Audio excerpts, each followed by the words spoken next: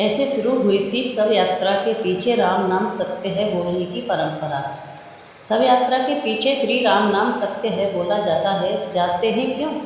इसके पीछे एक बहुत ही सच्ची घटना निहित है। गोस्वामी तुलसीदास जी हमेशा प्रभु श्री राम की भक्ति में लीन रहते थे। तभी तो उनके घर वालों और गांव वालों ने उन्हें घर से निकाल दिया, जिसके बाद वह गंगा मैया के तट पर प्रभु की भक्ति करने लगे। जब तुलसीदास रामचरितमानस की रचना कर रहे थे तो उनके गांव में एक लड़के का विवाह हुआ। जिस दिन अपनी दुल्हन को लेकर अपने घर आया, उसी रात किसी कारणवश उसकी मृत्यु हो गई।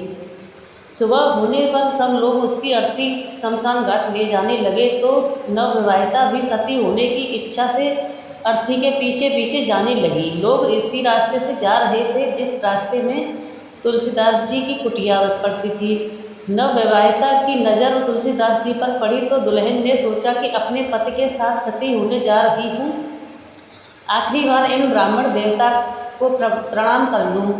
विधवा दुल्हन नहीं जानती थी कि यह तुलसीदास जी हैं। जब उसने उनके चरण छूकर प्रणाम किया तो उन्हें आशीर्वाद देते हुए अखंड सौभाग्यवती भव कह दिया।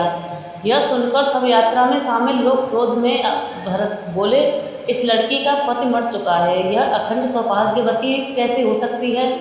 इसके बाद सब एक स्वर में बोले लगे, तू झूठा। तुलसीदास जी बोले, हम झूठे हो सकते हैं परंतु हमारे राम कभी भी झूठे नहीं हो सकते। तभी जोर जोर से बोलने लगे, इसका प्रमाण दो।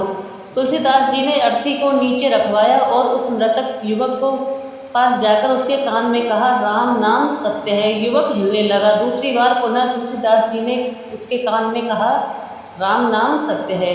युवक के शरीर में कुछ चेतना आई। तुलसीदास जी ने जब तीसरी बार उसके कान में राम नाम सत्य है कहा तो वह अर्थी से उठकर बाहर आ गया। सभी को बहुत आश्चर्य हुआ कि कोई मृत कैसे जीवित हो सकता है। सब तुलसीदास जी के चरणों में प्रणाम करने, क्षमा याचना करने लगे। गोस्वामी तुलसीदास जी कहने लगे, अगर आप लोग इस रास्ते से नहीं गुजरते तो मेरे राम के नाम को सत्य होने का प्रमाण कैसे मिलता? यह तो उसी